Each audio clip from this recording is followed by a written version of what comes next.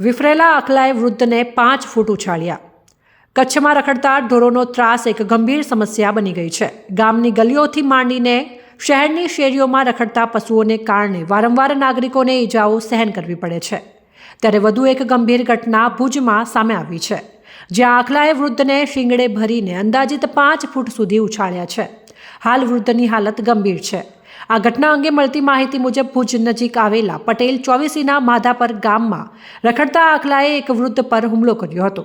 સરસ્વતી શાળા નજીકના રહેણાંક વિસ્તારમાં બનેલી આ ઘટનામાં 66 વર્ષીય સામજી પ્રેમજી હિરાણી ગંભીર રીતે ઘાયલ થયા છે. રામજી હિરાણી ગલીમાંથી પ્રસાર થઈ રહ્યા હતા ત્યારે અચાનક સામેથી આવેલા આખલાને તેમણે લાકડી વડે દૂર કરવાનો પ્રયાસ કર્યો હતો. જો કે આક્રમક બનેલા આખલાએ તેમના ઉપર હુમલો કરી શિંગડાથી ભેટી મારીને હવામાં ફંગોળી દીધા હતા. આ સમગ્ર ઘટના નજીકના સીસીટીવી કેમેરામાં કેદ થઈ ગઈ હતી.